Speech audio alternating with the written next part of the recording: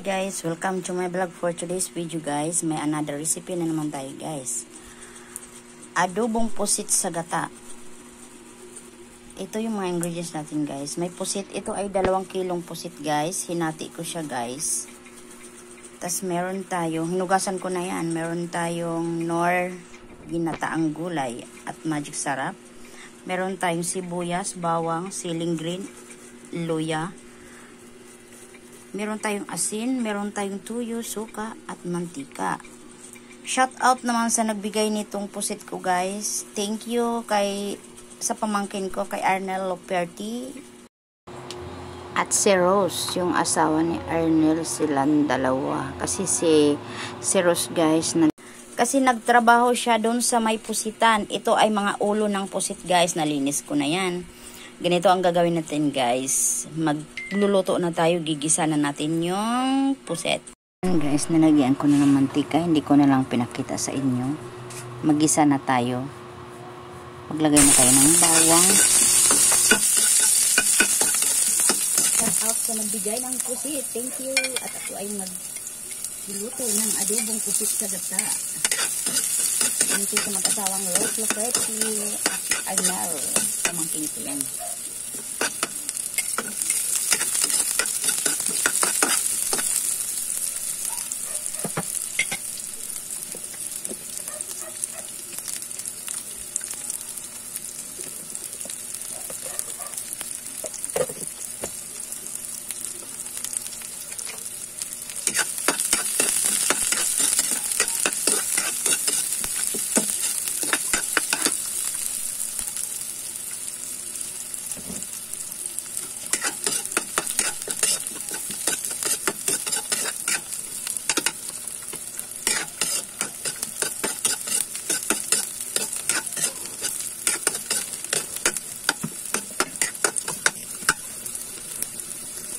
Lagyan na natin ang pusit guys.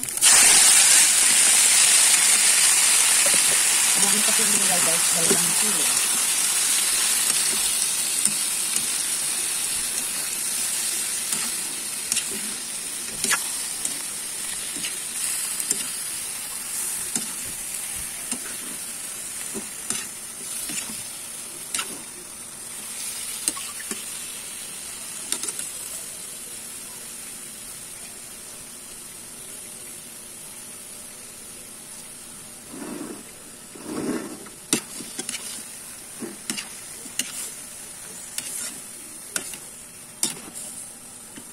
Hindi na natin lagyan ng tubig guys. Magtutubig yan siya. Tatakpan natin.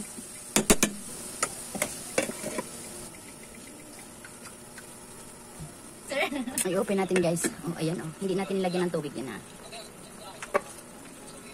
Okay po. Lagyan natin ng tuyo guys. Thank you sir.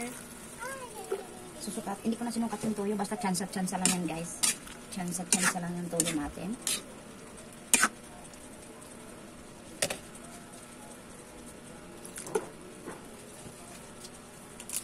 Ayan natin ang magic sarap. Yan ang pampasarap. Mas kunting suka.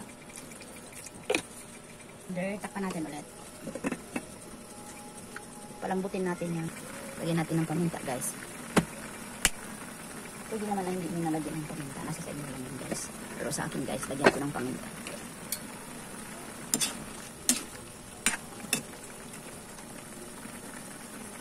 Kasi ito ay puro ulo lang to ng pusit guys. Tingnan natin kung matigas pa.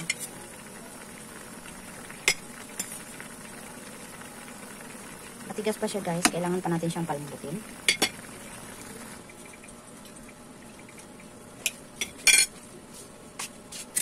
Lagyan natin ang gata powder guys.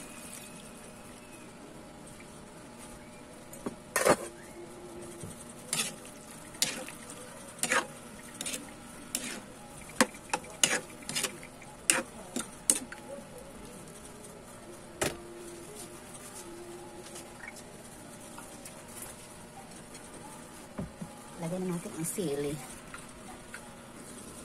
Takpan natin ulit.